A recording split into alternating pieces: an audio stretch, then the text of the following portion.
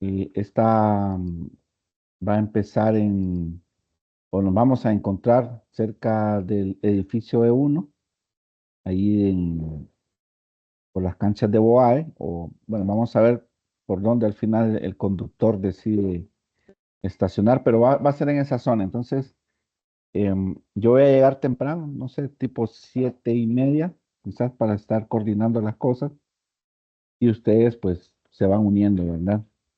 El recorrido principal, como les dije, es por su cuenca Guaserique. Vamos a ver algunos afloramientos de rocas, vamos a ver algunos procesos de los que vamos a hablar quizás ahora y todo lo que hemos venido hablando en la clase, ¿verdad? También vamos a ver un poco cómo la presión urbana, pues al final es la que lleva a que ocurran o que las amenazas se potencialicen y pues ocurran estos fenómenos que al final terminan afectando a las personas, ¿verdad?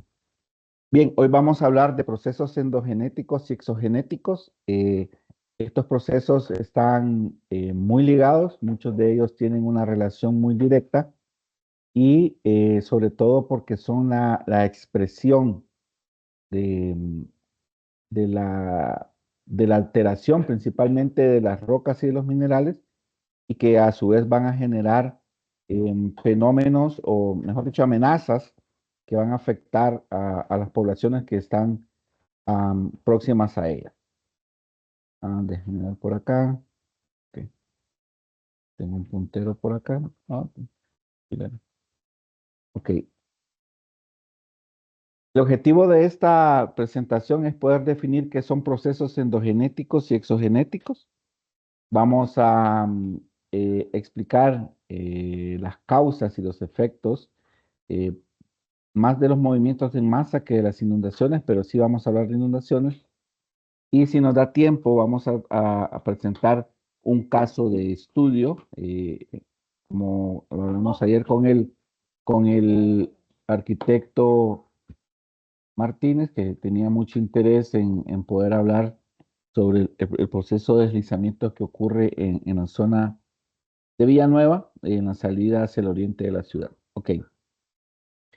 Bien, la dinámica terrestre, desde el punto de vista geomorfológico y desde el punto de vista geológico, puede ser dividida en dos grandes aspectos, ¿no? Los agentes o los procesos que ocurren en el interior de la Tierra, a los cuales llamamos procesos o agentes internos o endógenos, y los procesos o agentes externos que ocurren en la superficie de la Tierra, a los cuales llamamos exógenos, ¿no? Entonces, vamos a empezar hablando por los agentes internos o los endógenos. Básicamente son aquellos que están asociados a la tectónica de placas y que tienen su origen a partir de lo que habíamos hablado en un momento, que eran las corrientes de convección, que están asociadas al movimiento de las placas y que a su vez, pues, son quienes dinamizan el movimiento de la superficie de la Tierra, ¿no? Y como efecto de esa dinámica que hay en el interior de la Tierra, hay dos fenómenos, o hay dos procesos muy importantes o muy relevantes y que son los que quizás más apreciamos nosotros, como son el vulcanismo y la sismicidad. El vulcanismo en sí está relacionado a todo el magmatismo o a todas las rocas, perdón, a todos los procesos asociados al ascenso del magma hacia la superficie de la Tierra desde una cámara magmática o desde el propio manto, y que también puede ser dividido en procesos volcánicos o magmáticos externos cuando hablamos de vulcanismo, o procesos magmáticos internos cuando hablamos de plutonismo, ¿no? Y esto tiene que ver también cuando vimos el ciclo de las rocas, con el tema de que las rocas que son expuestas sobre la superficie de la Tierra, le llamamos rocas volcánicas, y las que quedan pues o se enfrían por debajo de la superficie de la Tierra, le llamamos rocas plutónicas o rocas intrusivas. Y por otro lado, tenemos los sismos, que son el efecto de la acumulación de esfuerzos sobre la corteza de la Tierra, o en su defecto el esfuerzo acumulado en las rocas, ¿no? Y que la expresión más típica de esta acumulación de esfuerzo y su liberación, pues son los sismos o lo que conocemos como terremotos, ¿no? Y aquí quizás valga la aclaración un poco, todo proceso originado a partir de la liberación de energía acumulada en las rocas le conocemos como un evento sísmico, ¿no?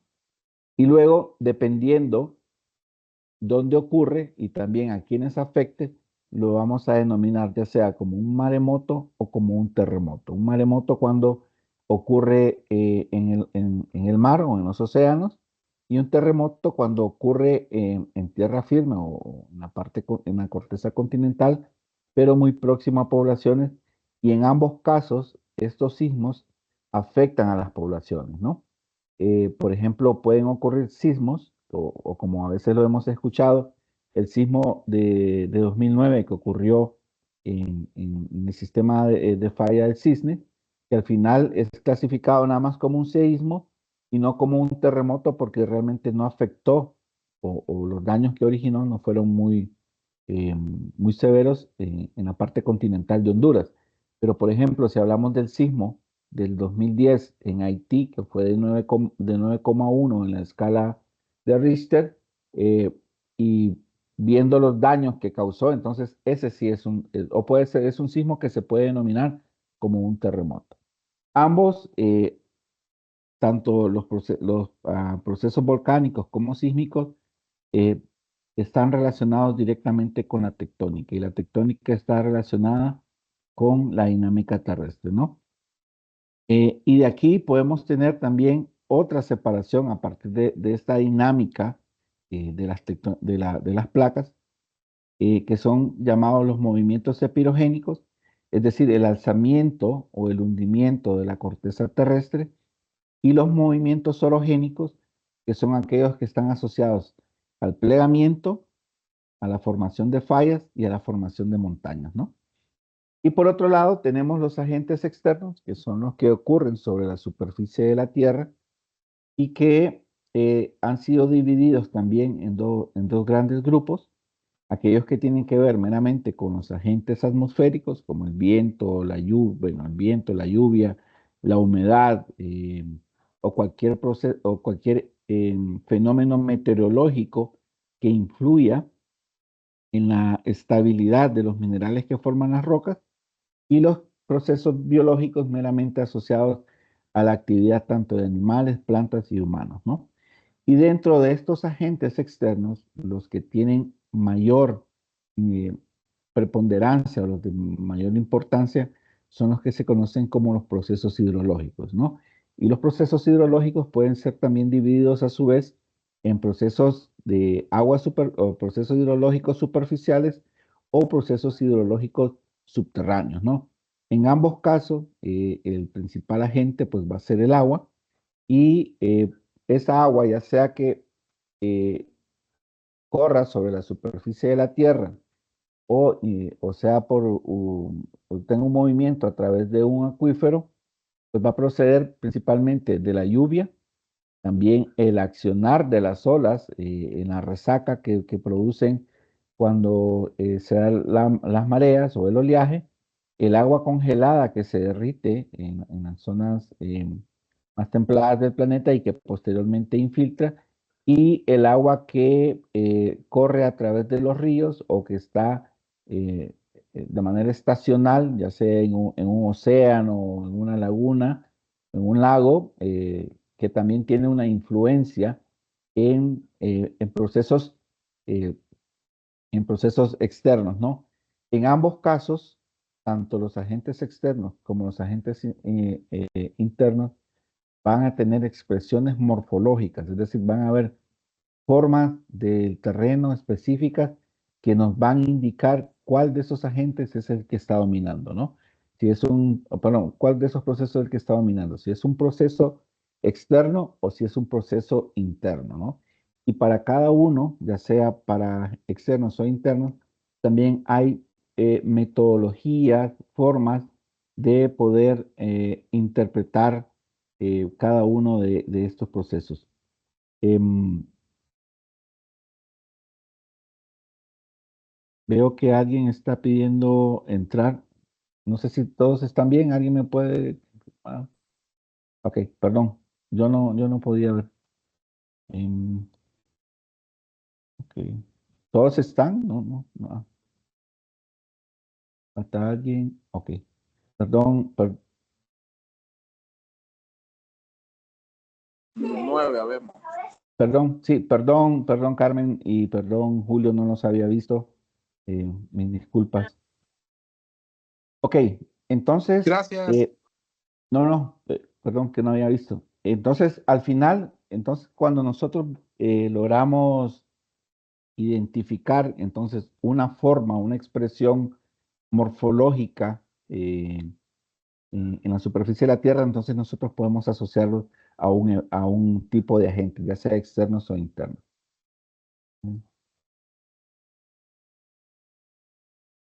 Ahora bien, si hablamos estrictamente de los procesos endogenéticos o endógenos, pues estos son procesos geológicos que tienen su origen dentro de la corteza terrestre. En las primeras clases habíamos hablado de las corrientes de convección. Estas corrientes de convección están asociadas a las placas, que son esas bloques, por así decir, de roca que flotan sobre este magma. Son bloques de roca menos densa y por ende pues generan, por ende flotan sobre la roca fundida, ¿no? Y habíamos hablado también, si lo recuerdan, que habían ciertos ambientes donde las placas chocaban o donde las placas se separaban o donde las placas prácticamente solamente se rozaban, ¿no? Y entonces, debido al proceso o al ambiente dominante, ya sea un, un ambiente convergente, divergente o transformante, íbamos a tener también expresiones muy específicas, ¿no? Por ejemplo, en una zona de subducción, que es donde eh, dos placas de diferente densidad o incluso de la misma densidad chocan, van a generar que generalmente una placa va a subducir, o mejor dicho, se va a, por así decirlo, debajo de, perdón,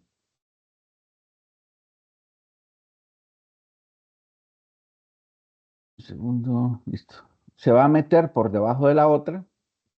Y habíamos hablado también de que en función del ángulo de subducción o el ángulo con que esa placa está por debajo de la otra, iba a generar eh, bueno, adelgazamiento de una porción de la placa menos densa, y que ese adelgazamiento pues iba a producir un fracturamiento, que la misma fricción del choque de estas dos placas iba a generar algo que se llama fusión parcial, y que la roca producida por esa fusión parcial iba a ascender a la superficie y iba a formar lo que son los aparatos volcánicos o los volcanes, ¿no?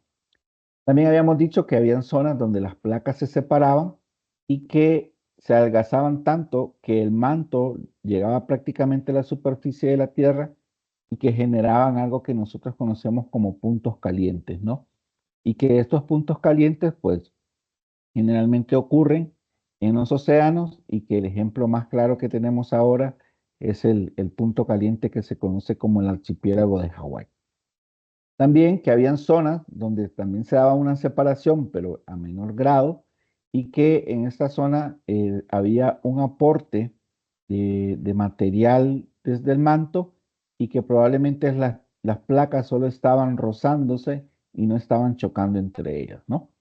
Entonces, el motor que genera los procesos endogenéticos es el mismo interior de la Tierra, y nosotros los hemos definido como las corrientes de convección o las celdas de convección que hacen que estas placas se muevan a diferentes velocidades, en diferentes direcciones, y cuando chocan con diferentes ángulos de subducción.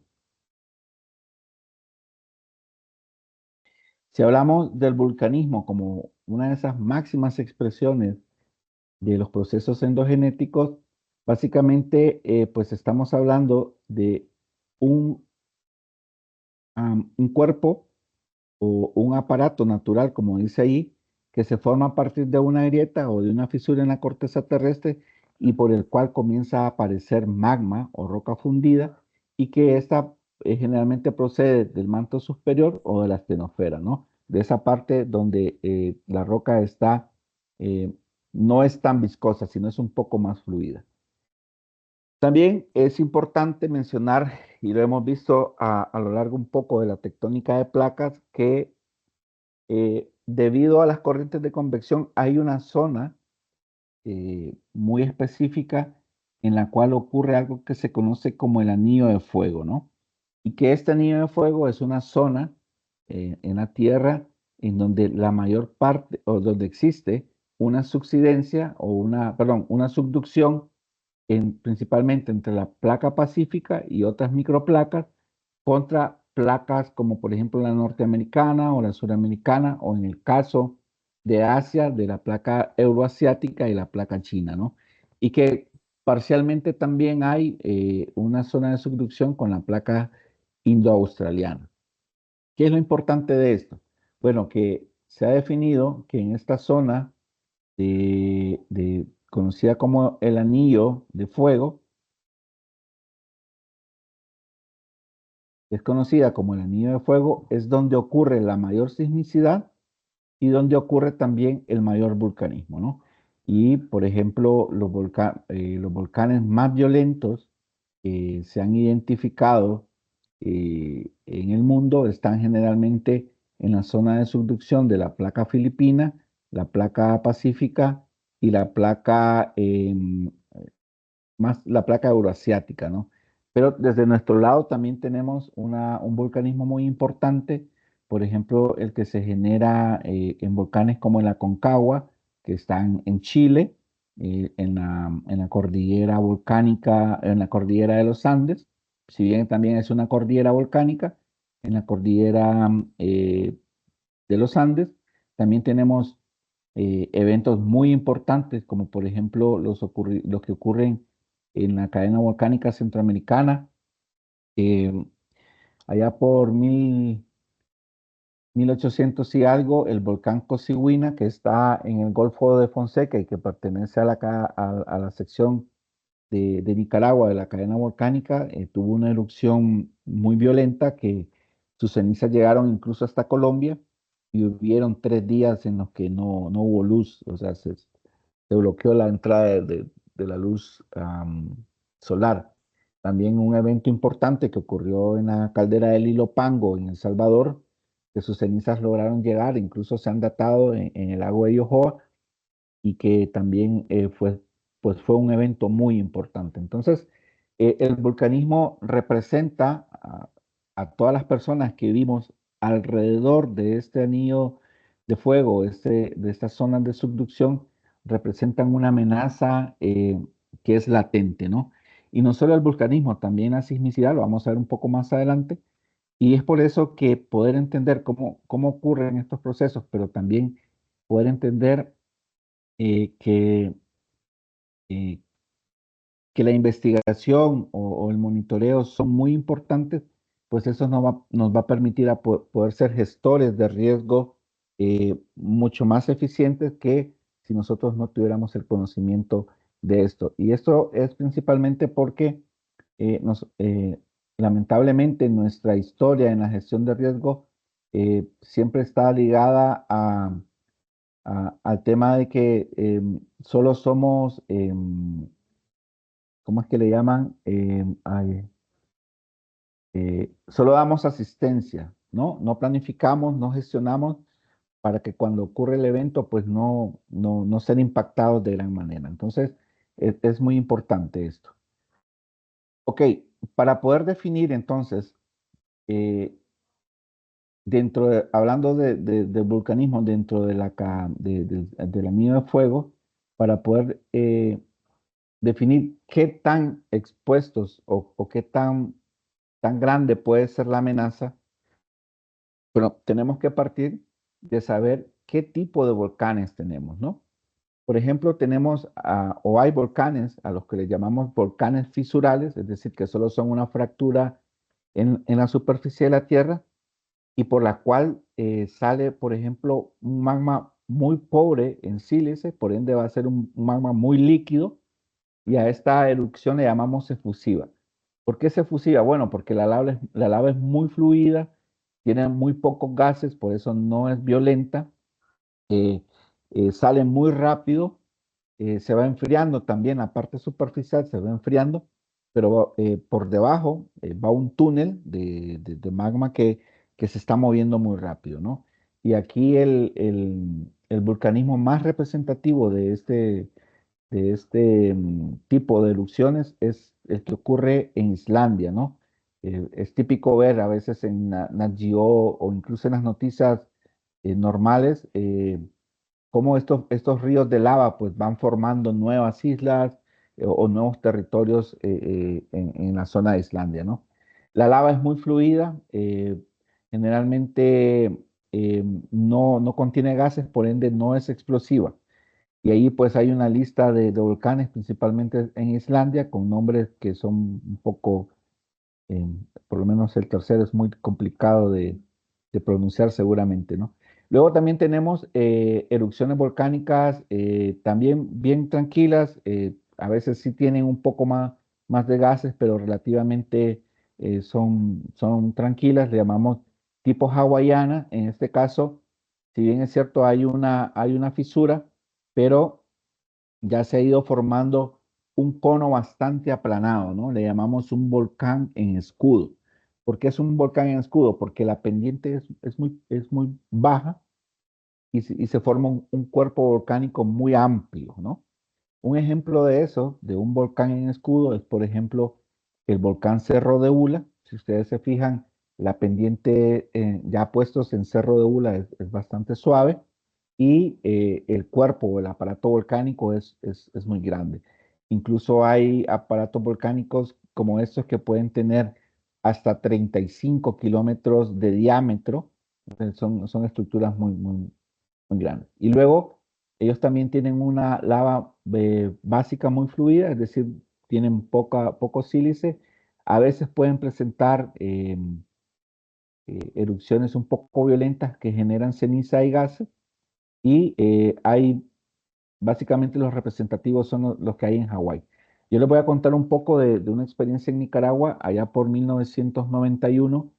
El volcán Masaya es una estructura tipo escudo, una caldera que tiene básicamente 35 kilómetros de diámetro.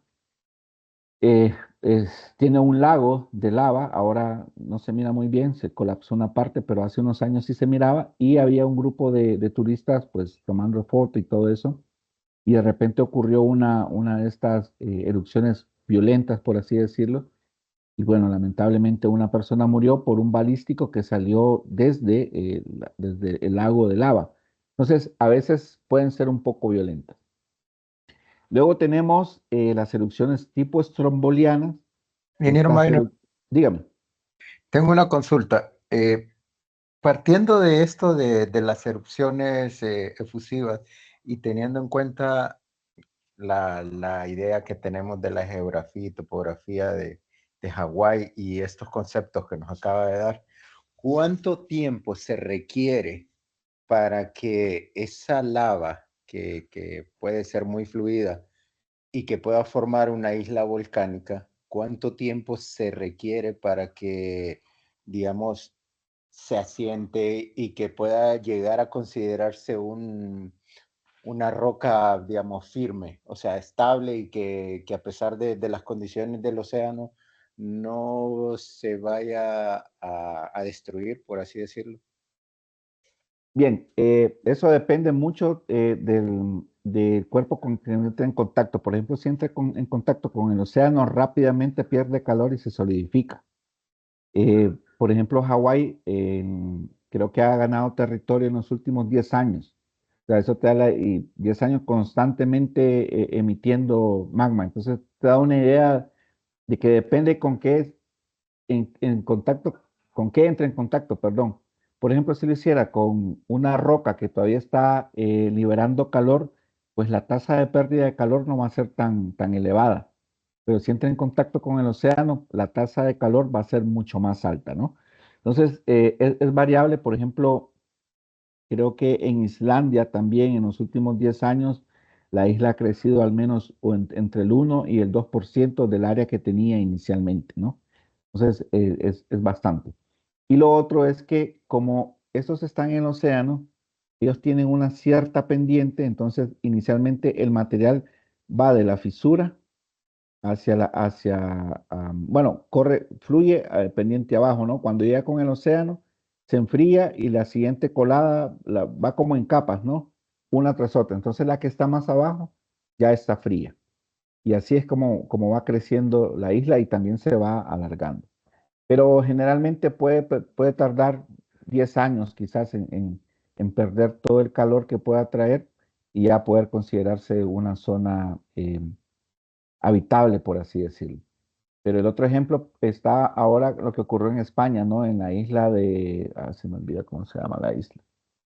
Esta isla en España que hubo también una erupción volcánica un poco violenta y fluida, pero ya esa zona ya está relativamente fría, pues. Y eso pasó hace 2 años. Entonces depende de las condiciones ambientales que permitan la pérdida de calor de estos fluidos, de este flujo de lava. Gracias. Listo. Entonces, eh, la mayoría de estos nombres que van a ver aquí pertenecen a volcanes italianos, por ejemplo, o fueron vistos y datados inicialmente en volcanes italianos. La erupción estromboliana, le llamamos una erupción freatomagmática. Eso quiere decir que, bueno, en principio, la cámara magmática está llena de un magma muy rico en sílice, ¿no? Pero también tiene gases y los gases pueden ser de diferentes, ¿no? Pero generalmente es vapor de agua. Estos gases están buscando cómo salir, ¿no? Es como una botella de Coca-Cola agitada, los gases se expanden y comienzan a generar eh, inicialmente mucha sismicidad, a la cual se le llama microtremores o tremores, eh, y esos son premonitores. El aparato volcánico también comienza a ensancharse, ¿no?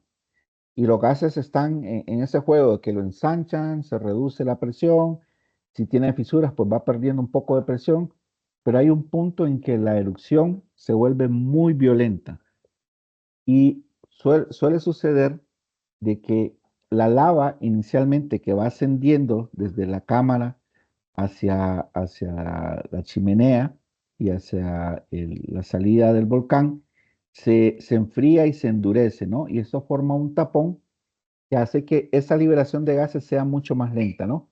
Y entonces hay un punto en que ya no resiste y explota. Y esta explosión es muy violenta. Em, lo que hace esa explosión es que fragmenta esa roca que era el tapón acá y al fragmentarse produce mucha ceniza, ¿no? Bloques, bombas, cenizas, etcétera, todo eso, y son expulsadas a la atmósfera. Dependiendo del tamaño, pues se van a desplazar, dependiendo de la dirección del viento, también se van a desplazar alrededor del aparato volcánico. El primer ejemplo de esta erupción fue la que ocurrió en el volcán de Stromboli en Italia, pero también tenemos, por ejemplo, la más cercana acá en México, en el volcán Paricutín, es el volcán más joven, ¿verdad? De la cadena volcánica mexicana y también de la historia reciente del hombre, tiene apenas 40 años de haberse formado. Luego está la vulcaniana, esta también es una erupción bastante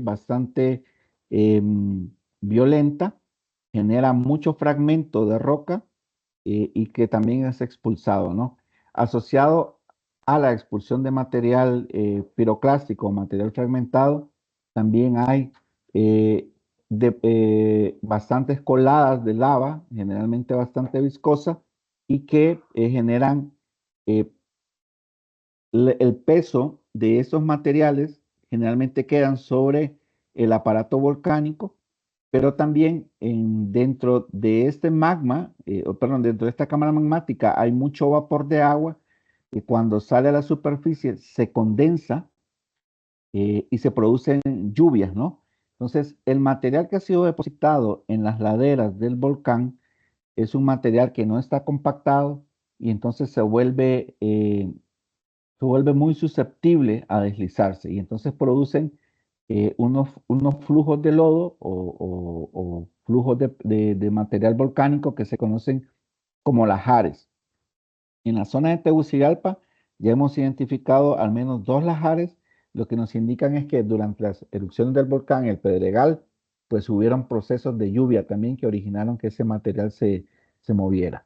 Ejemplos, pues el Vesubio, que el primer evento datado fue 700, en el año 79 después de Cristo, pero también está el Etna, el Vulcano en Italia, perdón, el Popocatépetl es el de México, el Fujisan en Japón, el Monte Santa Elena, que en 1980 cobró la vida de un vulcanólogo, el Tambora en Indonesia y el Pinatubo que está en Filipinas. Y luego tenemos otra que también la conocemos como una erupción freatomagmática, que es la erupción tipo peleana del Mont Pelé, que está en la isla de Martinica. Esta tiene una lava que tiene una alta viscosidad y por ende tiene una gran cantidad de gases, ¿no?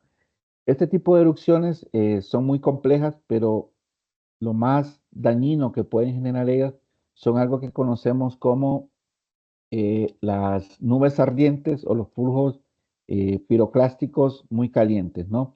Esta es ceniza, fragmentos de roca y gases que vienen a altas temperaturas y que se mueven a velocidades de hasta 600 o 700 kilómetros sobre la ladera del volcán.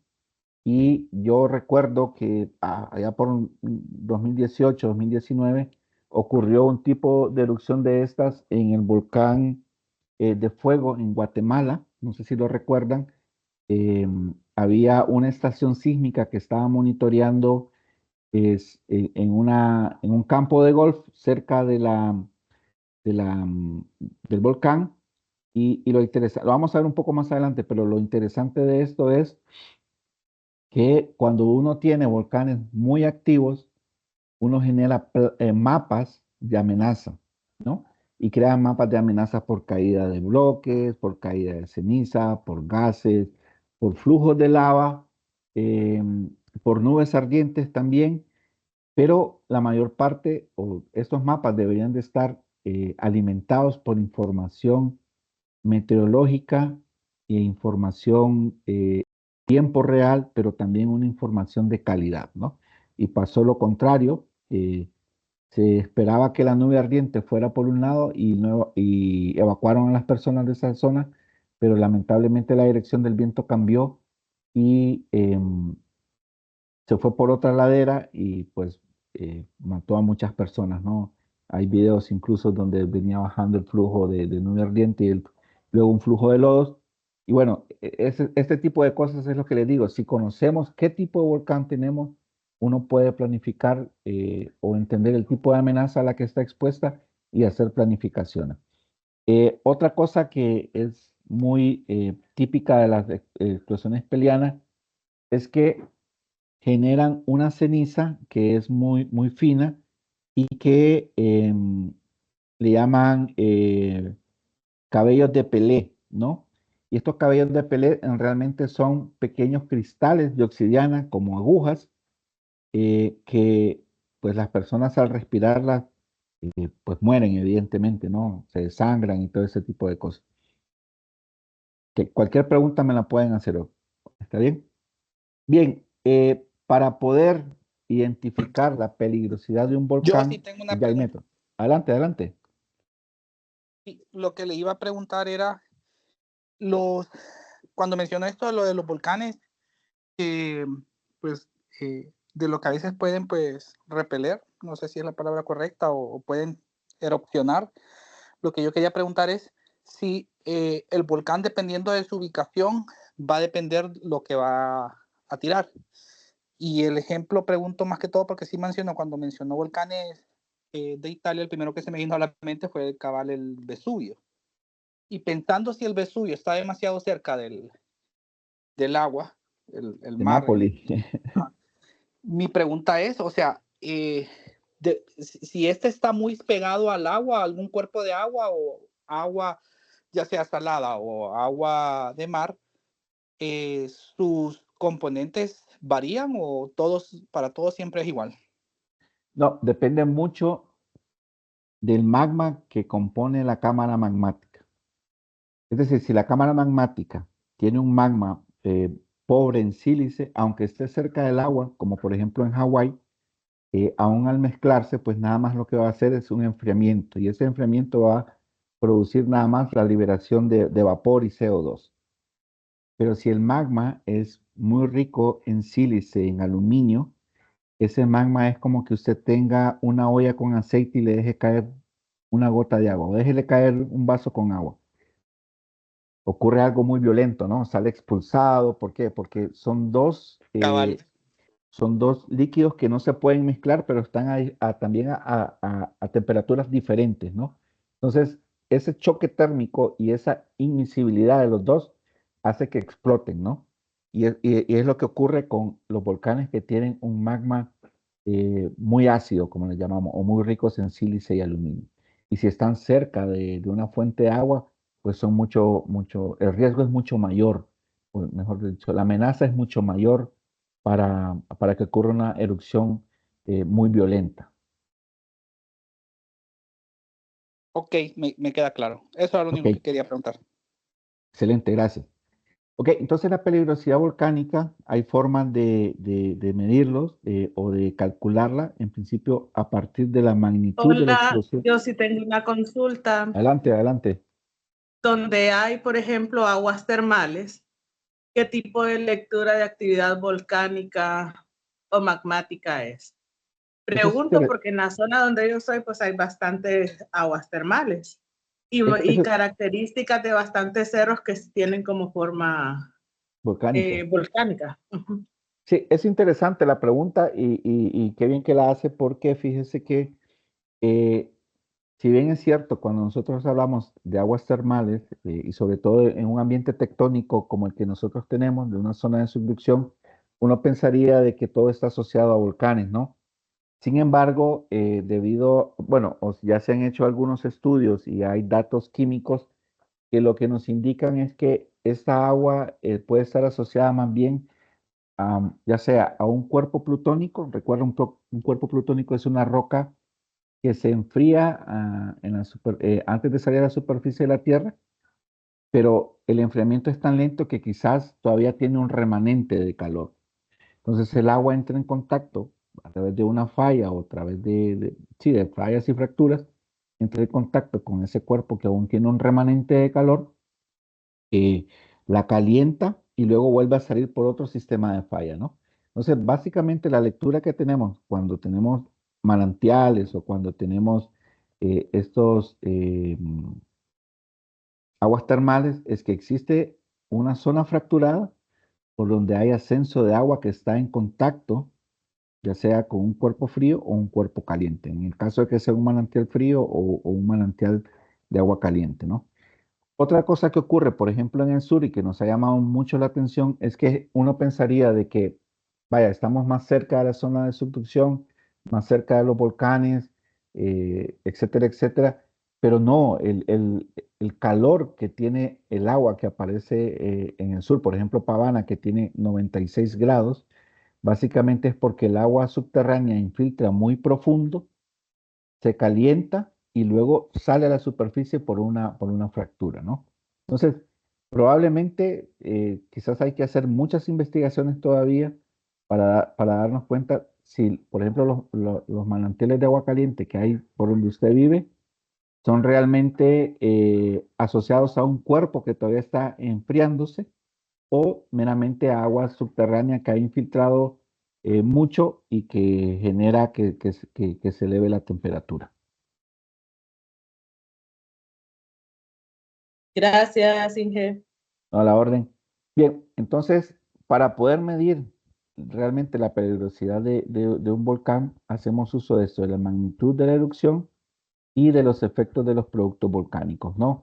Entonces, para ello, ya los vulcanólogos han creado algo que se conoce como el índice de explosividad volcánica y que básicamente que es una magnitud, una forma de medir cómo, una forma de medir la magnitud de una explosión volcánica y que está asociada principalmente al tipo de magma. Como les dije, magmas muy pobres en sílice generalmente van a ser erupciones efusivas, muy fluidas, pero magmas muy ricos en sílice van a producir erupciones mucho más violentas, ¿no? Y luego, para calcular este índice de explosividad, partimos también de la altura de la columna eruptiva, es decir, qué tanto se eleva esa columna de cenizas y qué tanto material piroclástico o cenizas, rocas puede expulsar, ¿no? Y a los vulcanólogos, pues ya nos han facilitado bastante el trabajo, ¿no? Ellos ya se sabe o ya se conoce a partir de ciertos parámetros cuál puede ser el índice de explosividad que pueda tener un volcán. Vamos desde un índice muy bajo o asociado a las erupciones tipo hawaiana, pasamos entre las estrombolianas, las vulcanianas y las más violentas son las plinianas, ¿no? Acá comparamos también la altura de la columna eruptiva, por ejemplo, en las hawaianas, la columna eruptiva o columna de vapor, básicamente no supera los 2 kilómetros o llega hasta los 2 kilómetros. La estromboliana no supera los 10 kilómetros de altura. La vulcaniana ya llega alrededor de los 20 y la pliniana pues supera o está cerca de los 55 kilómetros de altura, ¿no? Entonces vemos que la explosividad va aumentando en función de la altura de la columna y eso es porque para poder elevar 55 kilómetros, por ejemplo, un bloque de 1 metro cúbico, pues se necesita mucha energía, ¿no? Y en función de esa energía es que se mide la violencia del volcán, de la erupción volcánica. Y lo otro es la cantidad de material que puede expulsar. Por ejemplo, un índice de explosividad de 0, el volumen que va a emitir es menos de 100.000 metros cúbicos, ¿no?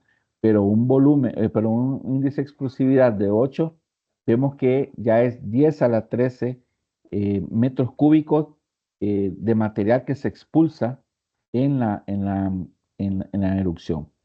Otra cosa es que a partir de este índice de explosividad también se han hecho relaciones con qué frecuencia ocurren estos eventos, ¿no? Por ejemplo, en Hawái diario ocurren eventos eruptivos, hay coladas de lava, o también en Islandia de tipo hawaiana o de tipo muy fluida. em, Ya para eventos muy violentos, por ejemplo, como de un índice de explosividad de 8, pues ya ocurren cada 10.000 años o periodos así de tiempo muy grandes. Para los que tienen un poco de noción de algo que se conoce como periodos de retorno, eso es básicamente como cuando hay inundaciones, ¿verdad? O quizá ya lo han escuchado, dicen, esta inundación tiene un periodo de retorno de 100 años.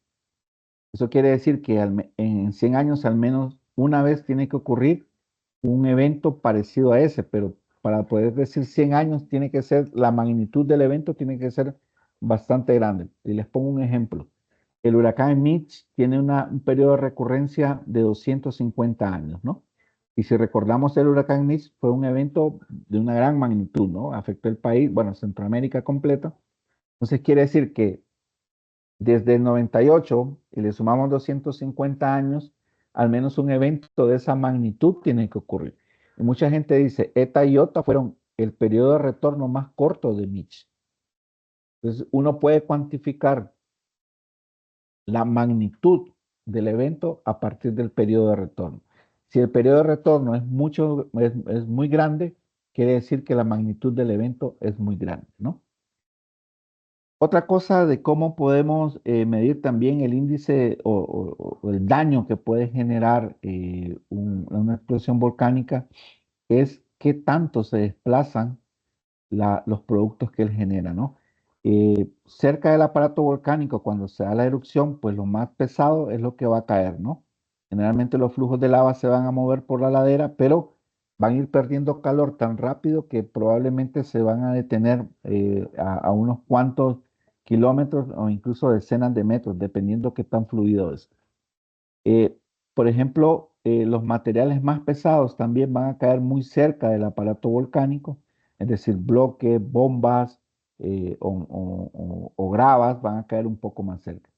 Si ocurre un lahar, pues lo que va a ocurrir es que ese material se va a desplazar como es un material que va en un medio acuoso, porque recuerden que se genera por una lluvia, pues se va a desplazar decenas de kilómetros, ¿no? Em, en cambio, los materiales más finos, pues va a depender del tamaño, ¿no? Vamos a tener desde arenas medias hasta arenas muy finas y posteriormente vamos a tener materiales como la ceniza que tienen un tamaño del tipo arcilla, ¿no? Entonces las arenas van a caer así quizás a unos centenares de kilómetros, pero las cenizas se van a poder mover miles de kilómetros, que es un fenómeno muy interesante, ¿no? Ahora bien, se me olvidó poner el subtítulo. Otro de los procesos endógenos es el que tiene que ver con los sismos. Básicamente están condicionados por la tectónica de placas, ya sea que ocurra en un ambiente constructivo o destructivo, o incluso en los ambientes transformantes, pues se genera acumulación de energía. Esta acumulación de energía produce cuando la roca ya no logra asimilar más esfuerzo, produce la ruptura de la misma y va a generar movimientos que pueden ser horizontales o verticales, ¿no? Y a partir de esto, pues van a producirse lo que se conocen como las fallas. Y las fallas van a producir sismicidad. Y la sismicidad va a estar condicionada principalmente por la cantidad de energía acumulada en la roca al oponerse a la deformación por los esfuerzos que se están aplicando sobre ella. Em, de ahí, en los endógenos asociados a la sismicidad hay varios procesos importantes. Uno de ellos es los orogénicos. Recuerden que habíamos dicho de que los movimientos orogénicos es cuando una porción de la placa se hunde y otra porción se eleva, ¿no? Aquí podríamos hablar de que cuando una de las placas está siendo estirada, pues se va adelgazando y de hecho ya hay datos donde se observa que la placa se hunde previo al sismo y luego sube, por así decirlo, ¿no? Recupera su forma porque las rocas pueden ser plásticas o pueden ser elásticas o incluso pues pueden ser dúctiles y se rompen, ¿no? Entonces cuando recupera esa forma original, pues la placa vuelve a subir, a recuperar un poco esa normalidad, por así decirlo, y entonces se dan estos movimientos violentos. Y lo otro son los movimientos epirogénicos, que básicamente son movimientos verticales y que se dan también debido al choque de placas de diferentes densidades, por ejemplo, el Himalaya o la cadena, la cordillera de Los Ángeles, de los Andes, perdón, son los ejemplos más claros de estos procesos. Y luego que también la tectónica de placas pues genera zonas de debilidad que generan placas de carácter regional, pero también generan zonas donde la roca se pliega. Como les mencioné antes, la roca puede tener los tres estados, ¿no? Un estado elástico, un estado plástico y un estado de ruptura, ¿no? Las fallas son en el estado de ruptura. La deformación de unas estructuras que se llaman anticlinales corresponden al estado plástico y el estado elástico pues es cuando nada más se acumula el esfuerzo, se rompe la roca y vuelve a quedar la superficie de la placa como estaba originalmente. Bien, entonces cuando ocurre la ruptura, es decir, cuando ya se venció el estado plástico de las rocas, esa energía acumulada se va a liberar, ¿no? Y se va a liberar en forma de ondas sísmicas, aunque realmente son, este golpe generado es una onda expansiva, ¿no? Al yo hacer el golpe con la mano, comprimí el aire de cierta forma y luego cuando retiré mi mano se liberó ese aire comprimido y llegó como en forma de sonido a sus oídos. ¿Y qué fue? Bueno, se movió a través del espacio, bueno, ahora a través de los sistemas que utilizamos para comunicarnos, pero hizo vibrar su tímpano, ¿no? Y la vibración, su cerebro la registró como un sonido. Entonces, básicamente ocurre lo mismo con la corteza terrestre. La roca acumula esfuerzos, se rompe y al romperse comienza a vibrar todo, ¿no? Y esas vibraciones se van transmitiendo de una capa de roca a otra, incluso dentro de los poros del mismo material, y es por eso que los sismos son mucho más peligrosos en zonas donde no hay roca, es decir, donde hay sedimentos. ¿Por qué? Porque en los poros que hay entre ese material, esta onda sísmica tiende a amplificarse. Es decir, si tenía un valor de 2, puede pasar hasta un valor de 5, ¿no? Entonces, ese movimiento es muy rápido y hace que muchas estructuras que hemos construido nosotros, pues, se caigan, ¿no? Entonces, es importante cuando se desarrollan ciudades en ambientes donde dominan sedimentos, poder realizar estudios, en este caso, algo que se llama efecto de sitio, que lo que nos permite saber es si al ocurrir un sismo de una magnitud determinada, la estructura que nosotros estamos construyendo no va a entrar en resonancia con la amplitud de la onda que va a generar ese sismo. Si es el caso en que van a tener perdón, es la frecuencia. Si en el caso van a tener la misma frecuencia, es decir, se van a mover a la misma frecuencia, pues el edificio va a colapsar. Entonces, a partir de saber cuál es esa frecuencia en el suelo, yo puedo decir si mi edificio es mucho más alto para evitar la resonancia o mucho más bajo también de la frecuencia, ¿verdad? De vibración para que no se caiga. Entonces, es muy importante esto. Y los terremotos también nos han dado mucha información de qué ocurre realmente cuando esta energía se libera como ondas sísmicas, ¿no? ¿Qué pasó aquí? Me equivoqué. Ah, también a partir de estos procesos de sísmicos asociados, vamos a tener ciertos accidentes topográficos que van a ser muy evidentes. Por ejemplo, debido a la separación o al movimiento en diferentes direcciones de la placa Caribe en la zona de Honduras, bueno, y prácticamente también en Centroamérica, se han originado estructuras en forma de valles que dan, lo que nos dan de información es que allí la placa se está abriendo y en esa apertura está limitada por fallas de tipo normal, ¿no? Y en estos límites existe mucha actividad. Y no sé si recuerdan el año pasado, hubo mucha actividad sísmica en la zona de Lajas, en Comayagua, que justo está en uno de los límites del Valle de Comayagua, que es un gran, ¿no?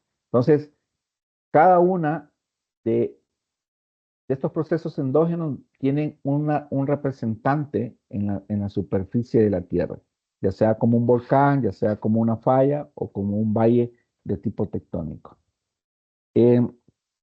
Las fallas básicamente son el desplazamiento de dos bloques que en algún momento estuvieron unidos, ¿no?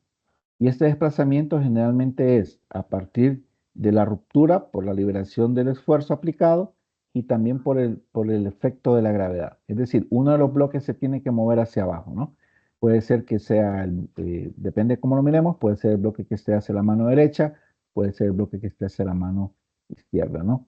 Y a partir de eso también tenemos sistemas de fallas muy importantes que pues le conocemos como fallas sismogénicas, es decir, que ellas siempre van a estar generando sismicidad. Quizás el ejemplo más claro que tenemos nosotros en Honduras de una falla sismogénica es la falla del sistema Guayape, que está prácticamente desde la Mosquitia hasta Choluteca, ¿no? Y que controla todo el drenaje del río Guayape y controla gran parte también de lo que se conoce como el Graben de Jamastrán, ¿no? Y posteriormente aparece por Choluteca. Entonces, son estructuras bastante importantes. Y lo otro, creo que no me va a dar tiempo, es el tema de los procesos exógenos. Estos procesos le llaman también procesos modeladores del terreno, y aquí existe una rama de la geología que lo estudia con mucho detalle, que se conoce como la geomorfología. Básicamente la geomorfología estudia la expresión del terreno después de que agentes geológicos, incluso no solo geológicos, sino meteorológicos, han actuado sobre esa roca, ¿no? Y por ende la van modelando y van dando estas formas típicas que nosotros conocemos y que vamos a ver, ¿no?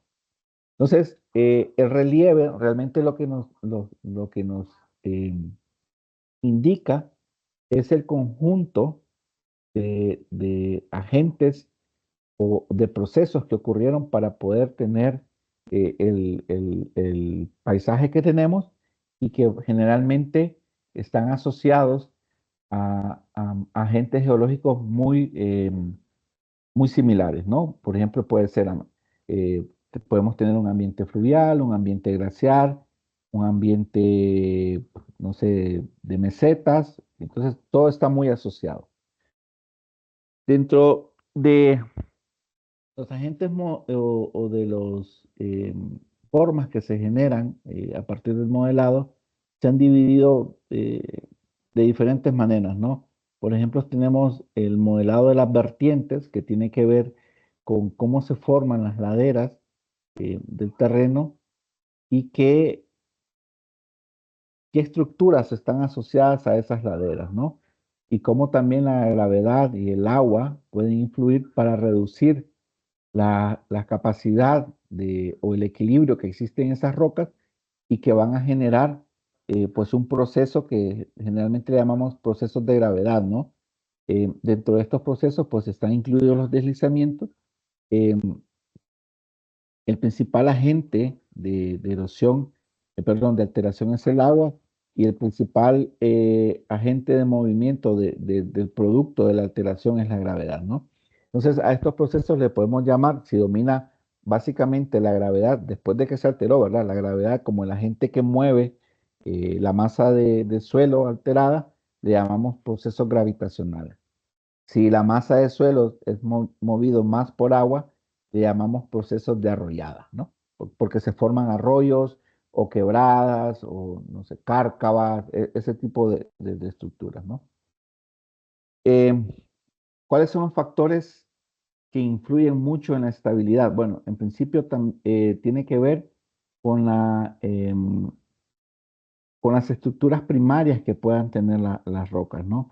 Recordemos que habíamos hablado que las fracturas y las diaclasas se forman también durante los procesos de enfriamiento de la roca. Entonces, si ya tenemos estos planos de debilidad, pues la probabilidad de que ocurran procesos gravitacionales es muy elevada, ¿no? Y quizás aquí viene un poco, porque no sé si me da tiempo, pero el tema de la salida hacia oriente de la ciudad. Realmente mucha gente habla de un deslizamiento como tal, pero realmente ahí lo que ocurre es que son bloques que ya estaban previamente alterados durante la formación de esas rocas, y estos bloques fracturados pues ya tenían un plano de debilidad que, debido a la actividad humana que hay cerca, ¿no? Pues aceleraron el proceso de alteración eh, y generaron que se desestabilizaran. Desestabilizaron porque cortamos o se hizo el corte de la carretera, y pues eso hizo que se perdiera el equilibrio que había, ¿no? Y en ese sentido, pues también el agua intersticial, es decir, el agua que hay dentro de la fractura de los poros, reduce la resistencia del material y provoca los deslizamientos, ¿no? Ahora, si tenemos rocas que tienen muy poca resistencia a los agentes meteorizadores, pues también eso va a producir.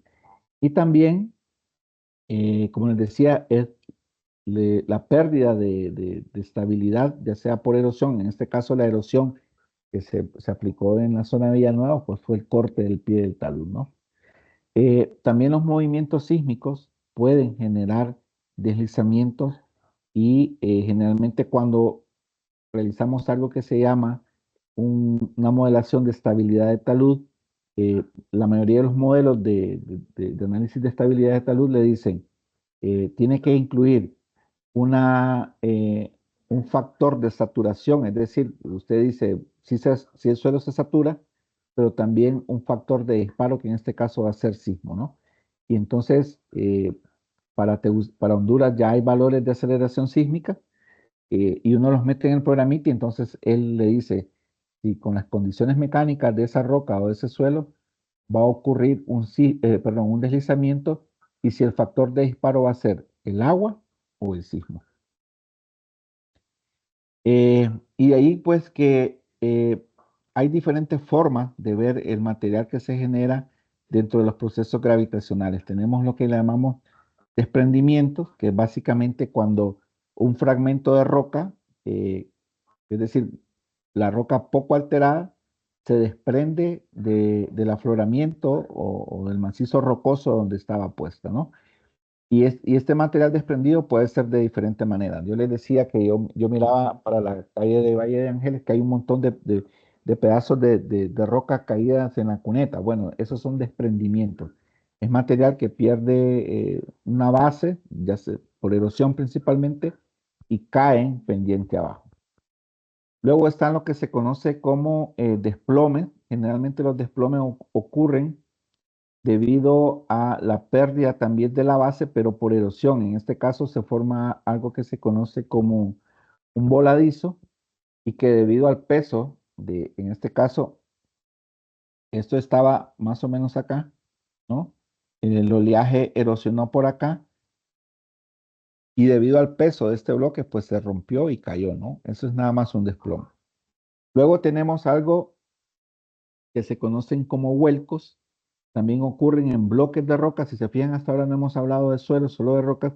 Ocurren en rocas que básicamente lo que hacen es que se mueven sobre su base y caen pendiente abajo, ¿no? Como que una cae sobre otra, como fichas de dominó. Y aquí el principal agente es la gravedad. Luego tenemos un fenómeno que ojalá lo podamos ver mañana en campo, que se llama reptación.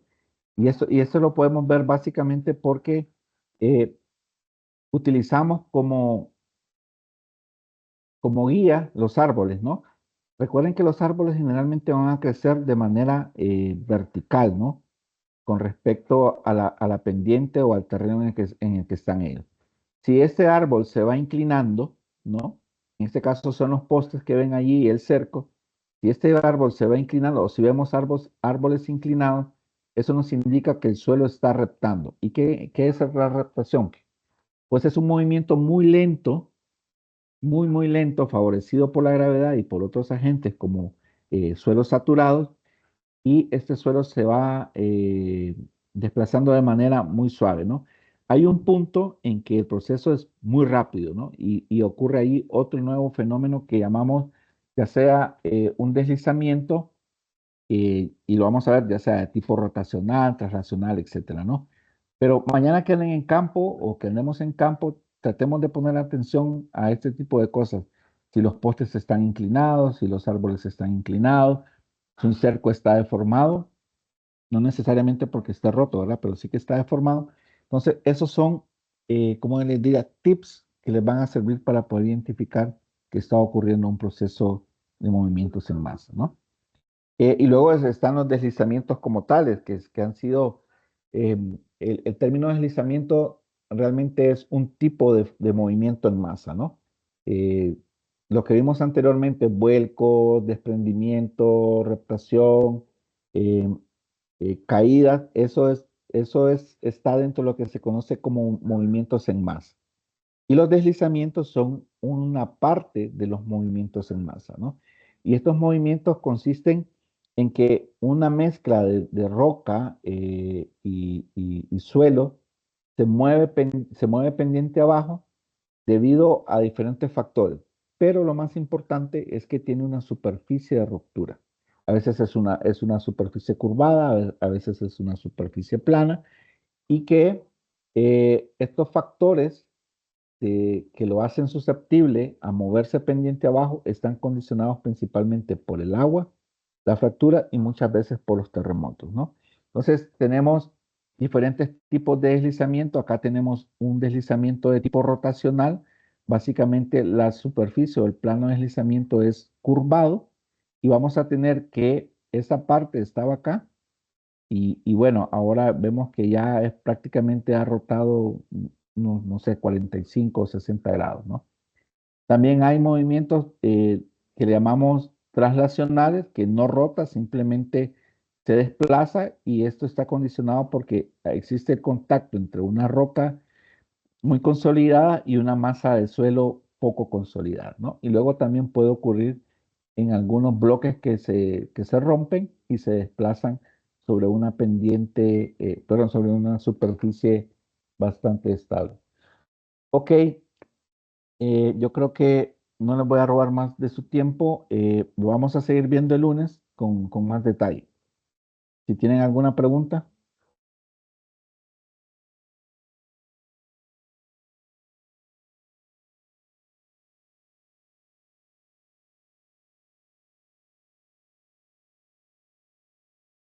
¿Todo bien? La única pregunta que yo tengo solo es referente a la visita de día de mañana. ¿A qué horas debemos de estar? Solo para estar seguros. Antes de las 8 de la mañana.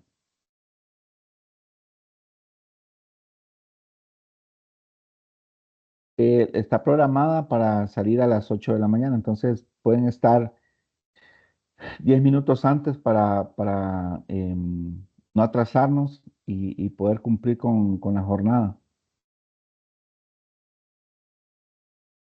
Otra pregunta también relacionada. En relación a los documentos que tenemos que llevar, ¿eso los vamos a presentar al momento de llegada o al regreso? A regreso mejor. Perfecto. Muchas gracias.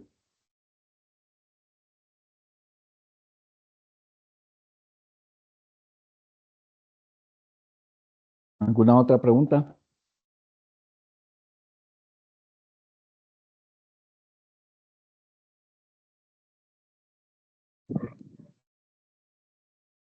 ¿Todo bien? Ok, entonces nos vemos mañana a las 8. Ya saben, en el edificio E1. De acuerdo, ingeniero. Ok, nos vemos mañana. Saludos, pasen buena noche, que descansen. Gracias, igual. Feliz Buenas noches. Buenas noches, igualmente. Feliz noche.